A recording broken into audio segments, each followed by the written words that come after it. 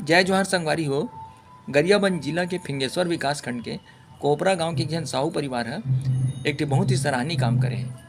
और सराहनीय काम का है, वो साहू परिवार के एक जन बेटी रिसे उर्वशी साहू, जेकर कुछ दिन पहली गाज यानी आकाशीय बिजली के चपेट में आए से मौत हो गई।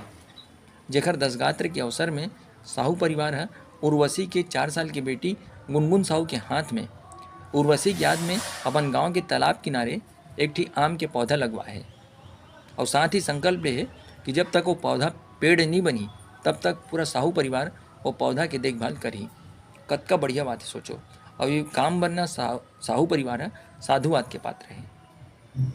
पौधारोपण के कद का फायदा रही थे बताओ, है नी। अब साहू परिवार के नज़रिए से देखूँ तब पहली बात तो ये है कि ना वो पौधा जब पेड़ बनी और लोगन ला छाया वो फल दी ना तो ओकर पुण्य कुल न मिली, उर्वशी साहू की आत्मा मिली। दूसरा बात, जब जब भी ना वो पेड़ ला गुनगुन और साहू परिवार के लोगन मन देखी तब तब ना उमन ला गुनगुन ला अपन माँ की याद आई। और दूसरा बात, साहू परिवार ला अपन बेटी याद आई। तीसरा यह फायदा का है कि ये पौधा ना पर्यावरण प्रदूषण ला जो कंट्रोल करे बर अपन भूमिका निभाई। आप सब जन जानते हो आज पूरा दुनिया के सामने सबसे बड़ा संकट का है, तेजी से जो प्रदूषण बढ़त ना तेन आवे। अब एक पूरा भुगतना कौन ला भुगतेल पड़ा थे, हम मानव जाति ला। अब ऐसने अगर बढ़त रही ना प्रदूषण तो समझ जाओ कि बहुत जल्दी ना पूरा सृष्टि खत्म हो जाएगी। और यही हमारे पूरा दुनिया ना चिंतित है कि कैसे भी करके प्रदूषण ला कम करे जाए और अपन अपन स्तर में कदम उठावत है। लेकिन सबसे कारगर कदम जो है, तरीका जो है वो यही है कि ज़्यादा से ज़्यादा संख्या में पौधा लगाया जाए और जब पौधा पेड़ बनी तब प्रदूषण ला कम करने में सहायता मिली। लेकिन आप मन जानते हो आजकल लोगन मन अपन दुनिया भर के काम के मारे ना पेड़ ला काट जरूर लेते, लेकिन ओकर बदलम ना एक ठी पौधा नहीं लगावे।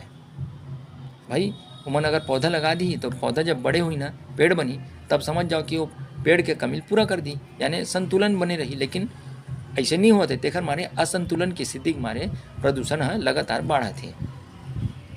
अब सोचो आप मन है कि ये प्रदूषण से हमला निपटना है, इस समस्या से हमला निपटना है था हर कोई ना, सरकार मन तो करते अपन डाले प्रयास, लेकिन हम सब जन ना ओमा अपन योगदान देल पड़ी।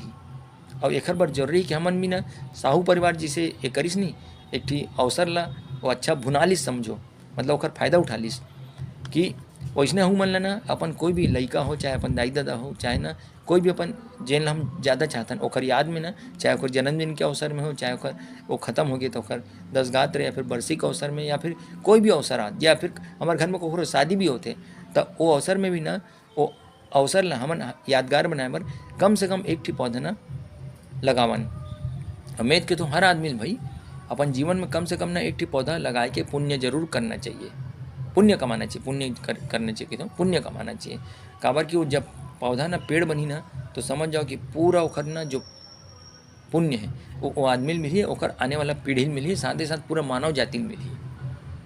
तो ये मौका से आप मन कभी मत चूकू संगी हो, है ना। बहुत बढ़िया तरीका है।